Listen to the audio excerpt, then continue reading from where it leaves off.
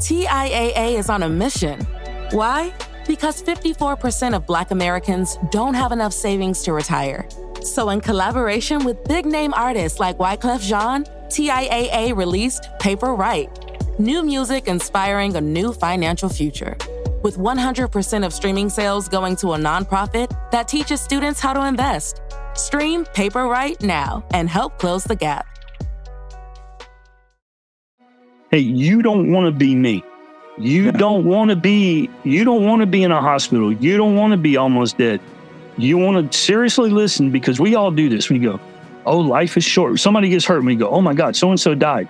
Oh, life is short. We should really live better. And what do? You get up the next day, you do the same thing you've ever done, and you forget all about it.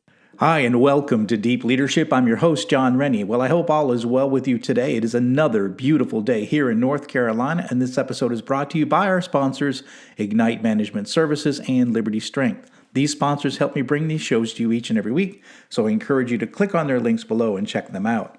Also, I want to encourage you to join us on our growing YouTube channel. Search for Deep Leadership on YouTube for videos of all my interviews and exclusive content.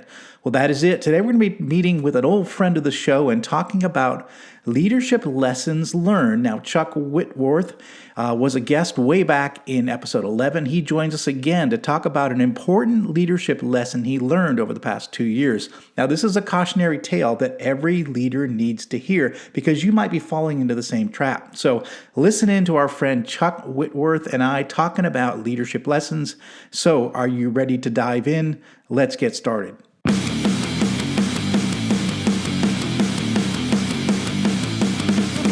Welcome to Deep Leadership. Leadership is a people business. That's the philosophy of your podcast host, John Rennie. As a former Cold War submarine officer who spent 20 plus years leading businesses in corporate America before starting his own manufacturing business, he knows that leadership matters. Are you ready for some real-world actionable advice from John as well as his expert guests? I'm ready. The show starts right now. Welcome to the Deep Leadership Podcast. Today I'm joined by a returning guest to the show, Chuck Whitworth. You might remember Chuck, also known by many on Twitter as Chief Chuck, from way back in episode 11. Chuck is a retired Navy Chief Petty Officer with 24 years of service. He served as an aviation structural mechanic, maintenance manager, and instructor flight engineer on the P-3 Orion. Chuck amassed over 5,000 flight hours in his career and led over 1,000 sailors in various maritime patrol squadrons and staff positions. He currently is employed as a senior program manager for international programs at Naval Air Systems Command. And I'm excited to have Chuck back on the show to talk about an interesting subject. We're going to talk about leadership failure, which should be interesting. So, Chuck, welcome back to the show. Thank you, John. It's truly an honor and a pleasure to be back. And 3.5 years, oh my gosh, it's gone by in a flash, and it's been great to be one of the first, and then watch your continued success with the podcast and the book. So thanks for having me. Oh, it's great to have you back. I didn't realize it was so long since your last visit. I just assumed it was like last year. And then I looked, it was 3.5 years ago. You were one of the, I think we're at episode 11, just one of the early ones. We were just new at podcasting, didn't know what I was doing. And now we're, a top 2% show in the world. And and you're back. And nothing has happened over 3.5 years, right? It's been just a quiet, world that we've lived in. Yeah, not a thing has happened. Nothing newsworthy that I could think of in the last 3 years. It's been a crazy 3.5 years. So I think we've all learned something. We have, and we're still here. So, which is good, really good. So, just in the interest of, we have a lot of new listeners from episode 11, but tell us a little bit. I mentioned a little bit in the intro, but tell us what you did in your naval career, and then kind of what you do today. So, just get us up to speed with what you did and kind of what you do today. Yeah, sure. No, so I'm one of those guys. I joined the military right out of high school way back in the day of 1981. Didn't want to grow up in a mill town in Georgia, so the military or jail seemed to be the only option. So I chose wisely and chose the military, did a stint in the Army for a couple of years, figured out I really didn't like camping out for a living. So went and talked to the Navy recruiters, and they were happy to have me. So joined the Navy, got into aviation, started with an ASW with the anti-submarine warfare platforms, did a couple of tours in helicopters, then got to go to a P3 squadron and decided I really liked the P3 Orion and I really liked per diem and some of the locations we went to. Worked on the P3, got qualified, and then decided I watched the flight engineers, which is an enlisted position in the Navy, naval air crewman. Sit up front with the pilots. Flight engineers are responsible for all the engines, the aircraft systems, emergency procedures, fueling, flight data management. If we get home with gas, we did a good job. And if we get home without gas, we're all getting wet. So, like you said, I had about 5,000 hours as an instructor flight engineer. So did basically 24 years in the Navy, retired back in 2007. Did like a lot of veterans do and go immediately to work for the Navy. When we get out, was a contractor for a few years, a contractor support, working P3, oddly enough, and then got a government position as a logistician, was on the P8 and the P3, went to international programs, delivered P3s to Taiwan, Germany's midlife upgrades, P8s to Norway. I have done a stint in weapons with some pretty cool with Harpoon, Joint Standoff Weapon, the RASM, long-range weapons. And then currently I'm working for Air Anti-Submarine Warfare Systems Program Office, basically selling sonobuoys to Submariner's Nightmare. Selling especially die-cast sonobuoys, selling those to our international partners that are operating the P8 and the H-60 Romeo now. And that's how we got to here. That's fantastic. Yeah, you're right. Sonobuoys are the submariner's nightmare. And having heard many of them through the hull of a submarine, it's annoying, obnoxious. And what's worse is that there's nothing you can do about it. You can't get away. Nope. That's the worst thing. We're listening. So I did a lot of operations with the P3s, and when they had you, it was kind of game over. It was one of those things that we can get away from a lot of surface ships, a lot of different weapons platforms, but the P3 and the sonobuoy, you're done. You're toast.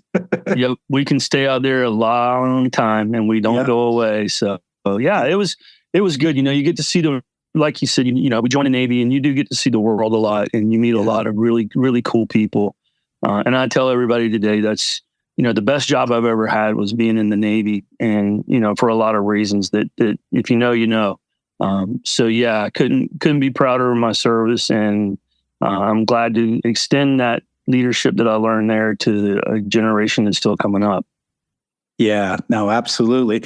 I was thinking way back when we had you on the show before, one of the things we talked about, I think we the name of the episode was Listen to the Chief, or Listen to Your Chief. And we talked about the important role that a chief petty officer plays in the Navy. It's a very unique role. And so maybe just share a little bit about that, as far as, the role that a chief petty officer plays in the Navy, and the role that you played in the Navy is really critical. And it's something that is unique. You don't see that so much in the business side as well, but it was such an important position in the Navy. Yeah, absolutely. And, just to that point, to a transition, I had the same issue, and a lot of chiefs that I know have the problem. If you come out of the Navy and you enter the civilian, quote unquote, sector, even if it's still government, the first thing that slaps you in the face is nobody cares if you were a chief. If in the civilian, they could care less. But I also found out that works the same way with captains. A lot of folks, if the people don't have an understanding of our hierarchy and structure and our culture, they just don't know, and they don't care. But in the Navy, the chief, you grow up as a young enlisted guy, and you learn, you're scared to death of the chief, first of all. But then you learn that the chief is as mean and as gruff as they are. They have your back, and they're there to teach you. And they're, more importantly, from a leadership standpoint, they are there to have your best interest at heart, represent you up the chain as well. And sometimes they have to be that screen between a lot of really, stupid things that come down from the front office sometimes, that they have to be that screen So you learn that, in the Chiefs creed that you do once you pin your anchors on is, they tell you that, you're to be the ambassador for the Navy. You're the lamp of knowledge of the Navy. The young sailors and the junior officers are looking to the chief for knowledge and experience and wisdom and guidance. So, kind of the role that the chief and the mystique behind it. Yeah, we can be like that when we have to. But I think most true chiefs that you talk to, we really treasure our role of being advocates for the junior sailors and teaching them not only technical skills, but leadership skills, but also, for me personally, some of my greatest benefit I got out of being a chief, and what I enjoyed the most is when you would get the new officers that would come into the squadron, the junior officers, you had an opportunity to make or break the future of the Navy, in my opinion. And it's not that they didn't come with knowledge, but they didn't have the experience. And how some chiefs treated junior officers was just awful. But the chiefs that truly cared, yeah, we were tough and we were hard, but we would always find that junior officer and kind of pull them alongside and go, "Shipmate, listen, hey, sir, listen, you kind of, when you get up in front of the troops, maybe go from this direction and talk like this. Hey, sir, I get where you're coming from. Maybe not a good idea because," and you help them gain their first successes as leaders in the Navy. And you do it without any credit, and you do it in the background, and you do it so that it's not about you. So chiefs really have that servant leadership and that selfless leadership thing down pat, because it's not about us. When things go bad, it's my fault. I'm the chief. When things go good, you guys are awesome. I didn't have a damn thing to do with it. So it plays a good role. And in many, I think in the Navy, they consider the chief's middle management or whatever you would consider it in the civilian sector. But it was also that great gap of the bridge that you talk so well about of, it's a people business. How do you bridge that gap between, the enlisted guys, which are the blue collar workers, and the officers, which are the white collar, administrative program management stuff. So you have to be that person that you understand strategy and you understand tactics, and you have to lead from the front. And so, yeah, it's a unique position in the military for the chiefs, especially the way that we're treated in the Navy as a chief. But it also carries out, I think, when you go out in the civilian sector, once you learn you're not in the military anymore, there are still a lot of good, valuable lessons, like I just pointed out, that carries you very well into the civilian sector of focusing on leading people, being there for your people, learning to share successes, but learning to shoulder blame as well. So it was a valuable tool for me. Yeah, absolutely. And I'll just give a quick shout out to Chief Nunez, my first Chief Petty Officer as a young ensign showing up on the Tennessee. And Chief Nunez had about as many years in the Navy as I had on the planet Earth. He was kind to me, showed me the ropes, and helped me be successful. And I think that is a really important partnership between young junior officers and their chief is a really strong partnership. And I absolutely. I appreciate everything Chief Nunez did for me. One of the things you said in the prior interview, which it stood with me, and I didn't even listen to the old episode, but you said something back then. It's always stuck with me. Is that in a lot of ways, sometimes the officers can be the brains of the organization, and the enlisted guys are the body or the legs, the feet of the organization. You said that the chief petty officer connects the two, and you're the backbone of the Navy. And I think that really stuck with me. Yep. Is that connecting force between the officers and the enlisted team. And it's really important. It's an important role to play, and it's again something you don't see as much in business as you do in the military. So I always appreciated the chief position. I've always had so much respect for the chief petty officer position because it was such an important role. It's such a unique role that you don't really see it any other place. So yeah, thanks for that. I really appreciate you sharing that because I think that helps put in perspective a little bit about what that unique role that you played in that role. So absolutely. And my son, by the way, is in the Navy. He's enlisted. So he is on the USS Thomas Hudner. He's in the Persian Gulf right now. And that's what I told him when he got to his ship. I said, listen to your chief. Yeah.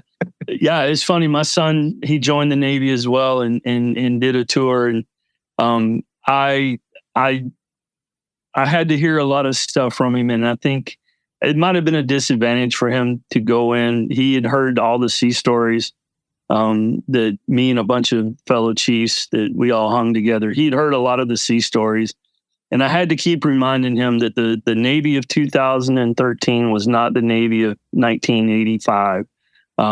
So he was expecting a lot of things, and in a way, he did. He experienced some very, very good chiefs and some very bad chiefs, unfortunately, on his ship. And I told him to take away the same thing that chiefs had told me, that, hey, look, man, there's a great benefit to having a bad leader as well, because you learn something from every leader you encounter, whether it's a good or a bad leader. If nothing else, you learn what not to do. So that's a gift in itself. So, he found out the hard way.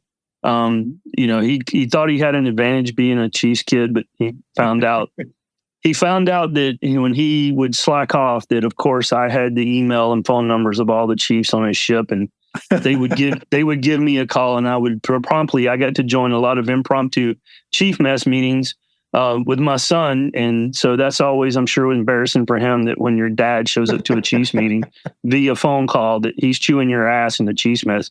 But I told him, I'm a chief first right now. You're in the Navy. I'm a chief first. You're my son second. But I love it. Yeah. I love it. Well, so far I've stayed away from everything to do with what my son's doing. So I've been out for 30 years, so I don't even know what's going on in the Navy these days. Yeah, it's totally different now. So I'm sure that my style of leadership in the Navy wise, I'm not sure it would be quite in line with what McPine wants to do right now. I think you're entirely correct. So in the introduction, I mentioned we're going to talk about leadership failure, and that's really what I get into. You recently had a leadership failure in a high stress job. You were a GS-15 at a big, high visible job. You had a failure, but it eventually led to success. So I wanted to get a chance for you to share that story, because I think there's a lot of lessons in that we can all learn as leaders through your story. So share the situation, what happened, and then what you did about it, and how it kind of led to where you're at today. Yeah, sure. So, and it's like when I talked to you in pre-show, it plays out like a 3-part Greek tragedy. I think it came out to a happy ending. It remains to be seen. But back in March of 2020, there was our current director of international programs at our weapons system, where I was currently working as an integrated program team lead. He retired. They opened up his job. I was at GS-14. For those that don't understand the GS system, you can Google it. It's OPM. It's a very open. You can find it. You can even see what I make, and it's no big deal. But for in government civilian service, GS 13, 14, 15 are considered high grade. GS 15 is the equivalent of a Navy captain. SCS, senior executive service ranks, or flag officer equivalents in the civilian world. So I applied for the job. Really, the only reason I applied for the job was to put my name in the hat, show them that I cared about our organization, that I was invested in it, and I was invested enough to try to put my name in the hat. I'd only been at GS-14 for a couple of years, so this was very highly unlikely to get selected. So just when you think it's highly unlikely you'll get selected for something, what happens? You get selected for something. So I took it on. Started off with a pretty hard case of imposter syndrome, which I think a lot of humble leaders, we do that. We go, we don't deserve to be here. But then I finally realized, well, now I have the responsibility. I have to watch, to quote a book title of somebody I know. It was my watch then. And so I had to just suck it up. It didn't matter what I thought. I had to lead. So the program I'm with was we serve 36 countries for standoff weapons and cruise missiles. 36 countries. It's at the time, about a $13 billion portfolio, moving a lot of weapons, worked the Ukraine situation. Everybody that saw the tugboat that got sank by the Harpoon, that was my team. that we put together, did it in about 45 days we drew something out on the napkin of how we could build a launcher out of spare parts and get a spare Harpoon set of missiles. And then 45 days later, they're sinking a Russian tug. So obviously a lot of OSD I'm sorry, I'm using the acronyms. I should know better. Secretary of Defense level, President level, Congress level attention. So it's high stress. Did this continuously for a couple of years. And I realized about 2 years into it that I went to the doctor, and I had a Navy doctor and flight surgeon, and he basically told me, he looked at the numbers, he looked at me, and he goes, I don't know what's happened to you in the last couple of years, but you are a train wreck. He goes, Chief, he goes, you're committing slow motion suicide. And that kind of woke me up. I was wasn't sleeping, but about 2-3 hours a night. I'm already a chubby guy, have been, but I gained a lot of weight. People that knew me knew I didn't look good. I was just in a crappy mood all the time. But I kept trying to exercise, and I kept going, man, I keep cramping up, had these things. They'd go away. Turns out, went to the cardiologist. They called silent heart attacks. Okay. That I had probably for about 6-7 months, I'd have little mini heart attacks. Couldn't really feel all of the symptoms because I'd become a type 2 diabetic. And so nerve damage, I couldn't feel all of the symptoms. So really I was, just like he said, I was committing slow motion suicide. Knew I had to do something, and I knew what the outcome was going to be, and it was crushing me because I realized that as good of a leader as I am, and I don't say that out of my own braggart, but I mean, people tell me, and I understand I am a good leader. I had taken really good care of my people, to the point as a leader, I had taken so good care of my people that I was doing their work for them. I wasn't delegating anymore. I was taking on tasks. I was going and getting the butt chewings, which is fine for a leader, but I also wasn't holding my team accountable. I had given them the responsibility, but I was not holding them accountable for the results. I was taking it all on myself. I was telling them to take their time off. I was making sure they got out of the office early. Leaders, if you're a leader, listen to me when I tell you this.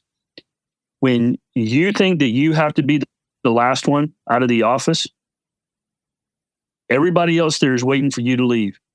They're going to hang around too. Nobody wants to leave before the boss. You think you're being noble and wise, that I'm the last one out. Captain goes down with the ship. They're going to sit there with you. You're eating up their time. You're not managing your time well enough if you can't prioritize to get out of work on time. Everything that I was doing was not leading by example, which is rule number 1 of leadership. The first thing you learn about being a leader is you lead by example. You walk the walk, you talk the talk, you set the tone for the team. I also realized I was coming into work. I had a scowl on my face. I wasn't my jovial self. I wasn't Chuck. And people, John, I'm telling you, people that I've known for 10 years that have worked with me, they were coming up to me and going, hey, dude, we miss old Chuck. We loved old Chuck. Where's old Chuck? Yeah. Old Chuck was the guy that was putting googly eyes on the little figures of the men's room. The guy that was just, people liked being around. And I was going, I love him too. I miss him. Yeah. But I can't be him anymore because now I've got this senior rank and I have to act a certain way. Yeah. Yeah. I couldn't be myself. I wasn't leading by example. I was a walking time bomb, closer to death than I've probably ever been in all of the flights that I've ever done, all of the stuff I've done in the Navy. I was closer to killing myself, not knowing it at the time or not realizing it. And so I had to make a decision. So the decision was hard. I called up a friend of mine at the program office I'm at now. She and I had worked together, and she's the principal deputy program manager. I'm like, Jesse, hey, listen, you're looking for someone to do your international program because you got a vacant billet. It's a GS-14 position. I got somebody for you. She goes, great. Who? I was like, how about me? She goes, wait, what? She goes, you're going to step down? I was like, I have to, Jesse. And I told her the story, and she's like, please come on. So my leadership was very supportive of me. They understood. So like I said, I didn't take a pay cut. The way our rank system works is really irrelevant. And that's a key point that I'll get to at the end that I learned. But I just sat down with my wife and I'm like, I got to do something, and this isn't it. And she goes, yeah. She goes, I don't even like being around you right now because you come home late, you're grumpy, you get up early, you're pissed off constantly, you're on the phone on the weekends, you're at the beck and the call, and you don't know how to turn your cell phone off. And that was a problem. So I made a decision. I told my team that I felt like my time of leading them had come to an end, and I told them why. And I took on this job. And that was in March of this year, 2023. And so that's kind of the Greek tragedy, because I sat around and go, oh my God, what did I do? People are going to see me as a failure. I'm a quitter. I couldn't handle it. I'm weak. I wasn't that. You're going to hear the talking of he never should have been in there in the first place. I was trying to justify my imposter syndrome from day one of going, see, you really didn't deserve it. We'll be right back after a quick word from our sponsors.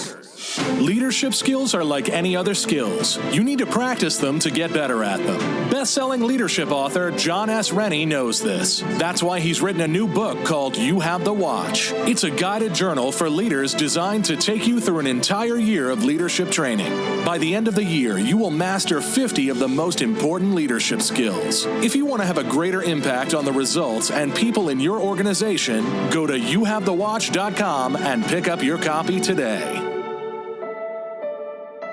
This episode is brought to you by Ignite Management Services. Ignite is led by Mike Watson, who you might remember from episode 137. Mike and his team believe that everything starts with leadership, whether it's strategy execution or cultural transformation. It's the role of the leader to create the conditions for their people to succeed. The team at Ignite can help you develop critical habits to enhance your leadership capability and transform your business. Ignite Management is now offering the Resilient Leadership Assessment Tool. This is an online questionnaire designed to assess and guide leadership development, coaching, and team building. It provides leaders an opportunity to gain insights into their leadership strengths and development needs. After taking this assessment, you will receive a custom, detailed report that provides practical and actionable recommendations to enhance your effectiveness. I have taken this assessment myself and found it to be extremely valuable in helping me make changes to my leadership approach. Right now, Ignite is offering 15% off the price of this tool to the deep leadership audience. Go to ignitemanagement.ca and enter the code START15 at checkout to get started today. This episode is brought to you by Jeremy Klebinger at Liberty Strength. As a high-performing leader, you know that leadership isn't about telling people what to do, it's about leading by example. And for most people, the one area that they are lacking when it comes to leading by example is their health and fitness. By improving your health and fitness, every other area of your life improves. Your energy skyrockets, your sleep improves, your confidence increases, and more. But how can you get and stay fit as a busy leader? Well, you do what you've always done. You hire the best people for the job. Don't struggle on your own. Put Liberty Strength in your corner. Jeremy and his team will work with you to take your physique, mindset, nutritional habits, and more to the next level with his step-by-step, all-inclusive coaching program. I've worked with Liberty Strength for the past 2 years, and I'm in the best shape of my life, and I'm still hitting strength personal records at 56 years old. If you want to step up your game, reach out to Jeremy at libertystrengthtx.com to find out more and get your initial consultation scheduled with him today. My wife made me go on vacation. I'm sitting in Daytona Beach and I'm listening to Deep Leadership Podcast. And it was one of the gentlemen that was in Texas. I forget what his role is, but he started, I listened to him and I'm like, you know what? He's right. And I listen to a lot of your podcast, and I'll tell people, I don't listen to a lot of podcasts. I really don't. Yours, I listen to going to work. Cause you do have good guests on it. And so I'm starting to think, and then I'm thinking, and oddly enough, I'm sitting here, I'm going, what would John tell me? What does he think about me as a leader? You know, what would John say? What would John say? What would Jocko say? What would all of these other people say? And I had this epiphany sitting on the beach that, you know what? They would say exactly what you don't want to admit to yourself, that you did everything right with everybody else except yourself. Yes. You did not lead yourself first. Yeah. And this is the point that I learned. And you said it, I've read it 1,000 times. Simon Sinek will say, all of the great people that are around us will tell you, I cannot lead everyone else until I learn to lead myself first. Yeah. All the cliches, I was living out all the cliches. Can't pour from an empty cup. You certainly can't. Got to take care of yourself. You got to lead by example, set the tone. You know, walking into work in a grumpy mood, and then I'm getting pissed off at everybody. What are you all? I'm like, why are you guys all pissed off? And then I'm realizing they're sitting there and they're reflecting me. I'm the leader. If I'm mad, they're going to be mad. They don't even know what they're mad about. I didn't know what I was mad about. So now we're all sitting there pissed off at each other, and nobody really knows why we're all mad. And the job's not getting done. The mission's not getting accomplished. Yeah. And so I went through the self-pity stage of this, almost like the 5 stages of grief. Oh, poor me. You know, I've ruined this. I'm a nobody. Nobody's going to want me. I'm the worthless leader now. I'm a quitter.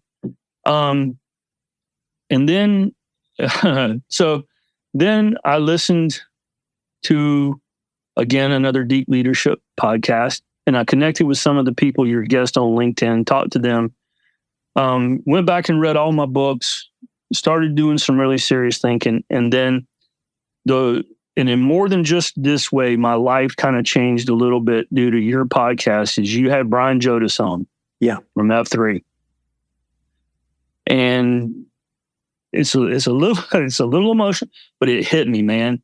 Yeah. And I reached out to Brian on Twitter, and I'm like, brother, I don't know what to say. And so Brian interacted with me, and he goes, dude, you're okay, man. You're all right. You're going to be okay. So I started going to some F3 stuff.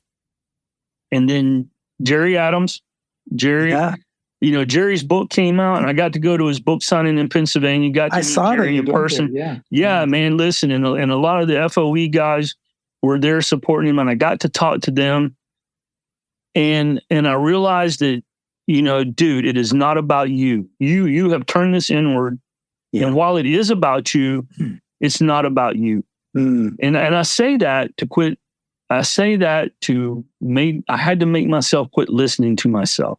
And just recently, is just a couple of weeks ago, I have finally reached the point between getting my fitness back, getting my health back, getting my faith right. And, you know, when I say faith, you know, just like the F3 guys will tell you, it's not a denomination. It's just a belief of something. You're a part of something that is bigger than you, and you have an obligation to pay back. And what is your true worth as a person? So that's kind of turned my life around a little bit. And then I actually did have to go see probably the most powerful thing outside of Brian. And then Frank Schwartz, you had Frank on as well. Yeah. Dark Helmet was on. And so I reached out. These guys are awesome because you can reach out to them in real life, and they would just embrace you. Same thing with Jerry. Jerry has talked to me, Jeff Putnam, all of the guys, anybody I reach out to, they're like, brother, you're okay, man. We got you. We've got your 6.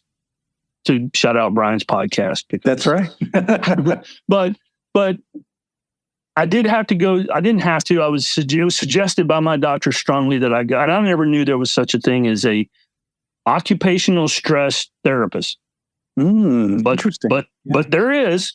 There's not many of them. So I talked to this guy.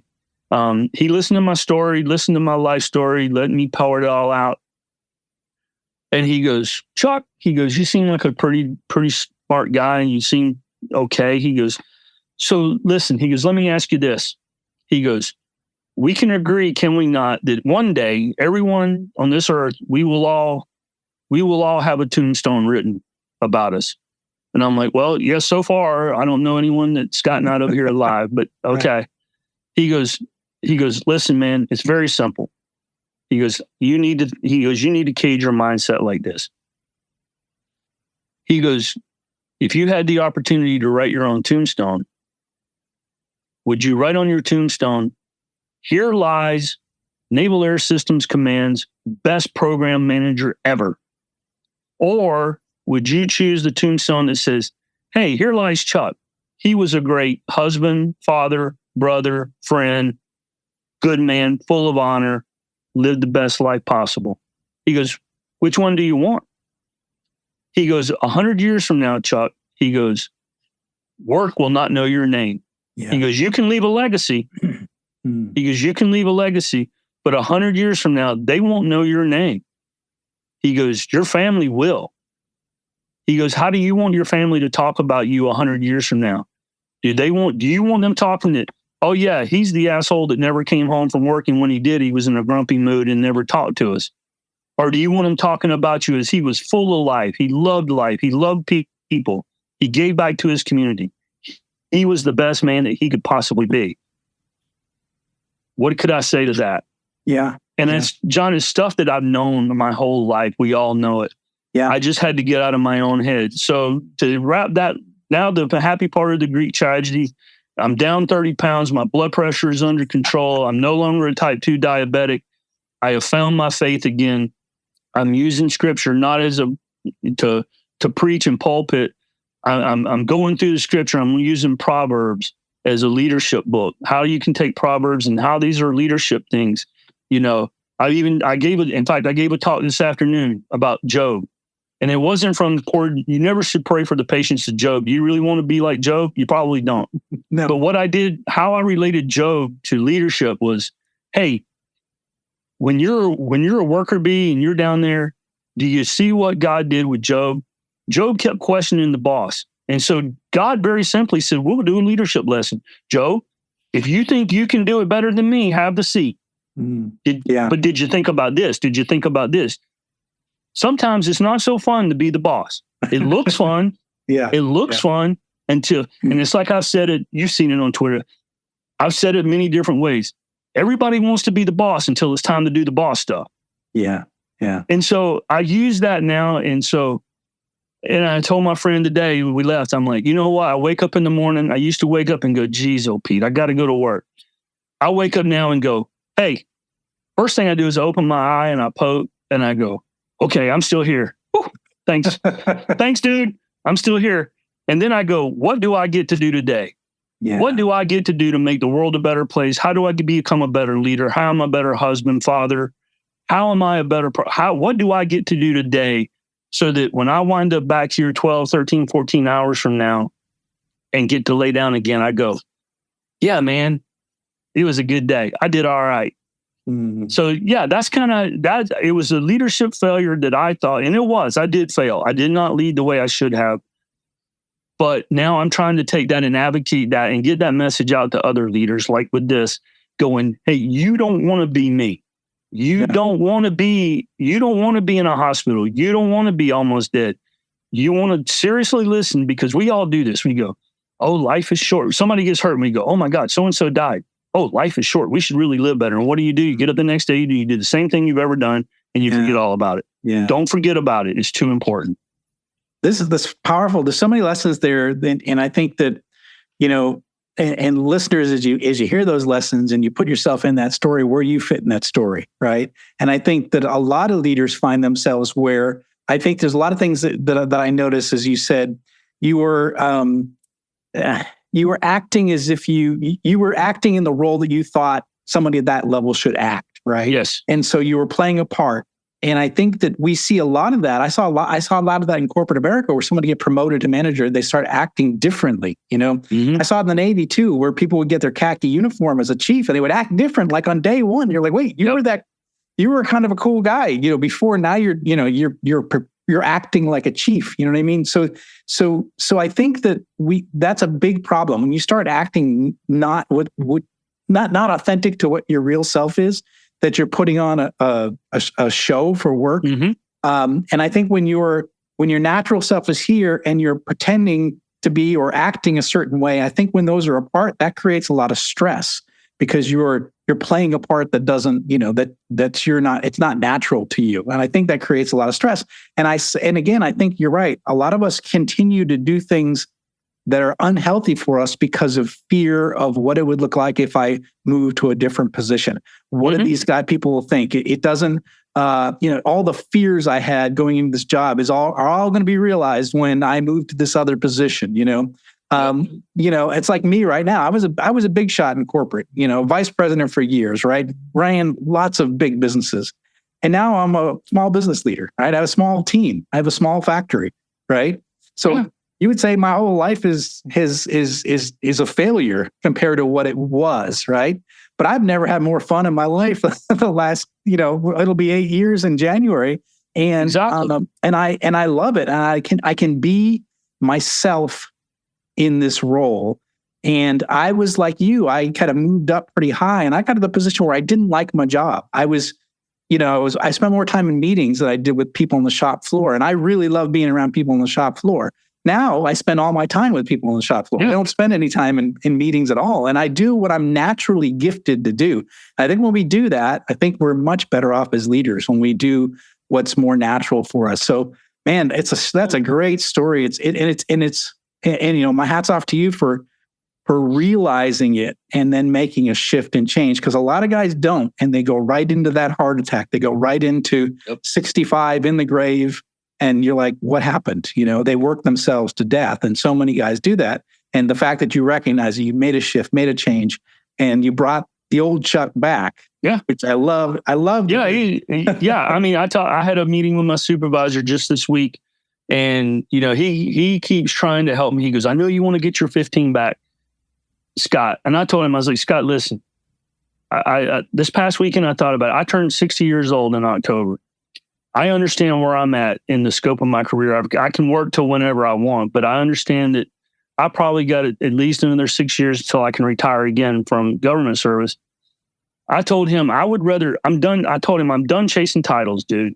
Yeah. I'm done chasing paychecks. I know I have started listening to everybody around me. I am okay enough with myself now to say, Chuck, you are a good leader. Yeah. And the value that you bring to the table is, I met a group of interns for NAVAIR, and we all speak about our programs. I spent the first 20 minutes of my 40 minutes with them telling them my story and going, if you're going to be a government employee, start now. Don't be like me. Yeah. And then I also tell them from a leadership standpoint, I'm like, if you're a junior person, do not sit in the back of the room and keep your mouth shut and go, well, I'm just junior. They're never going to listen to me. I was like, do you guys have any idea how many good ideas we've lost in the history of this world because somebody sat in the room and went, well, I'm just a little low person. They're not going to listen to me. Have your voice. Speak your voice. Be brave. And I tell them my story, and I told my boss, I'm like, dude, I'm done chasing titles. Let me spend the next 6 years doing what I do in this program to help ASW, advance ASW, but in the same time, let me work with the interns. Let me work with the junior people. Let me teach them how to be leaders, not managers. Because, John, I can promise you the U.S. government, federal service, we are no different than business. And I know you brought this up because you teach at UNC, and there's a great insight to industry class at UNC that I got to attend. They actually recognize it now. Business schools, nothing against business schools. Business schools teach people how to manage. We need more people you said this, we talked about this. We need people that teach people how to lead. Yeah. How do you teach people how to lead? You have to have the experience of a leader. I can write a book, but you can't read. But if you get a chance to talk to me, talk to you, talk to any of these other great leaders that we know, if you get a chance to sit and talk to us and absorb that from us, get that culture, get that energy, then I'm more interested in creating leaders to build the bench. I want to retire. I want to go off and do something else, but I cannot do it in my good heart conscience. I cannot leave my programs to bad leaders and bad bosses. I still have the watch. I still have that responsibility to build leaders, not just good managers. Trying to teach them the difference between you manage things, you lead people. Pure and simple. Yeah, absolutely. And the other thing too, I think, Chuck, is a great lesson in leading yourself first. I mean, it's a great lesson in recognizing that, and I have a good friend of mine, John Brubaker, and he's been on the show, Coach Brew, as he's often called. But he says that if you're, being a leader, you're on stage, right? He says you're on stage 24/7. Yep. And he said, you got to make sure the backstage is organized, right? So if you got a complete disaster backstage, your finances are a mess, your health is a mess, you have no spiritual walk, you're not doing anything to grow your mind, like you're not reading, you're not listening to podcasts, you're not. So if you're just working your tail off and then coming home eating junk and watching Netflix and going to bed, and you're not taking care of it, you got this disaster backstage. You can't be the best leader you can be on the front of that stage, your backstage. Absolutely. And I think your story is one of, the backstage was a mess and you were neglecting some things. And then you're like, look, I gotta get off the stage, get to this stage where I can take care of the backstage and get that organized. And then now you can go further now that you've got that organized. You've got the support systems in place. You've got your finance, your spirituality, your mental models set, your physical self. And I think that's a really powerful story. I really think that leaders, you're hearing that, and if you feel like you're identifying with the high stress Chuck, find your way to the old Chuck, where you're back to hopefully putting googly eyes on those on the restroom guys. Yeah. No, and I think you're right, and it's just, it's one of those things to where you hear it over and over, but until it slaps you in the face, and it sometimes again, with the whole faith-based thing, I just quit asking God, creator, or whoever. I quit asking, why are you testing me? And I started asking, what are you trying to teach me? Yeah. And then that right there will flip your mindset just like that to where it's like, now even negative things are a gift, because I'm going, what can I learn out of this? Yeah.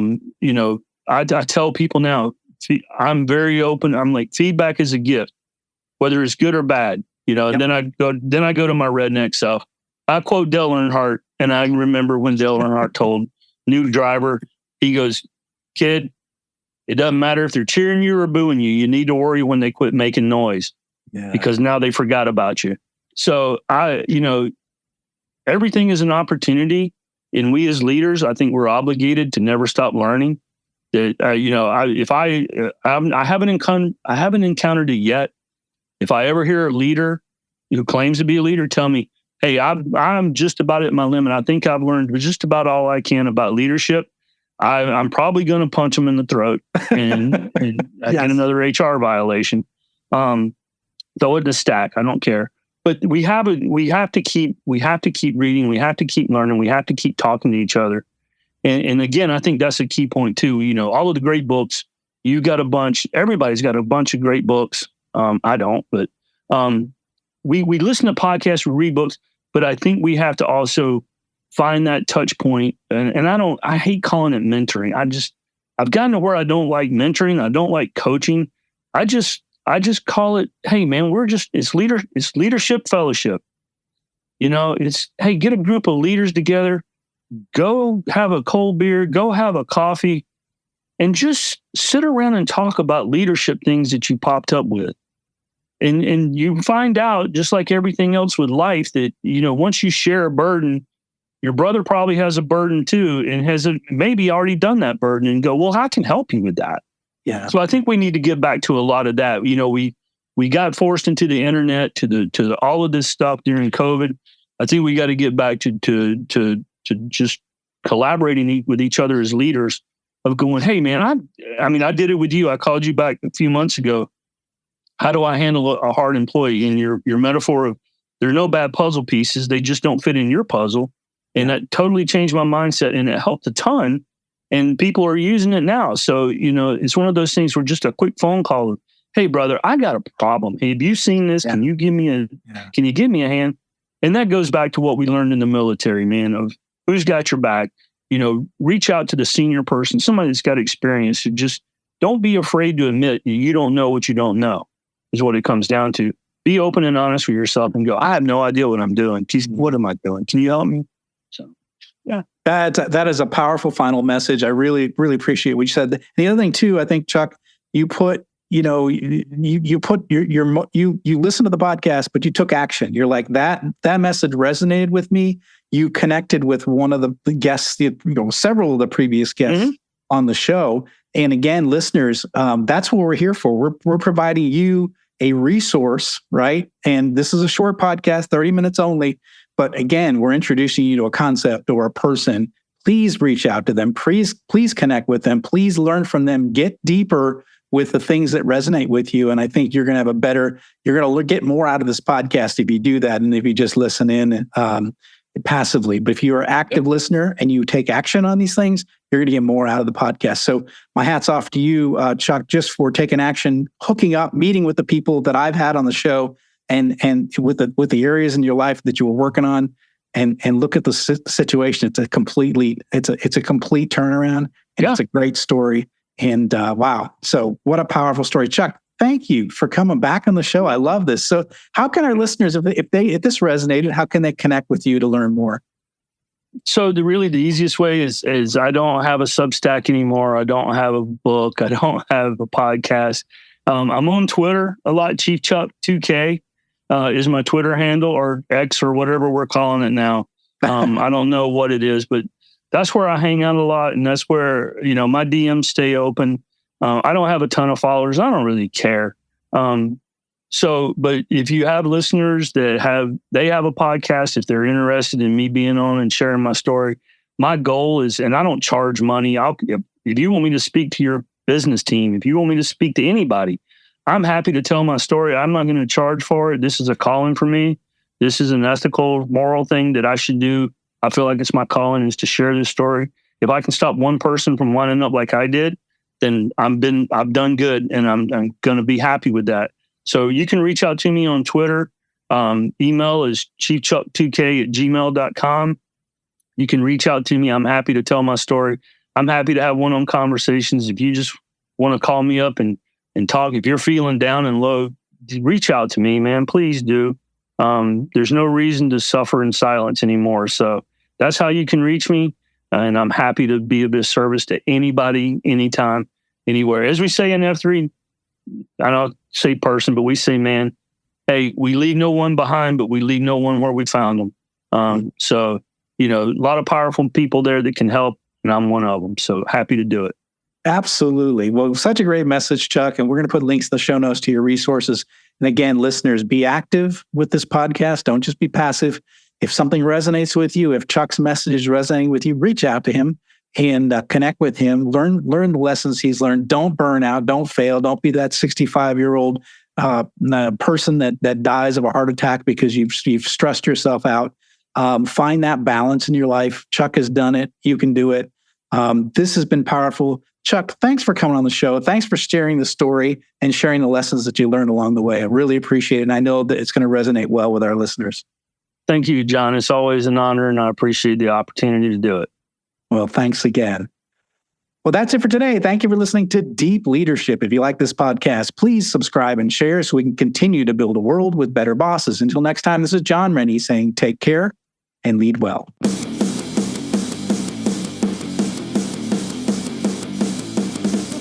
Thank you for listening to Deep Leadership. Thank you. Thank you.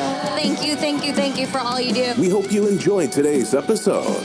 For more information and updates, please visit our website at www.deepleadershippodcast.com or johnsrennie.com. Until next time, take care.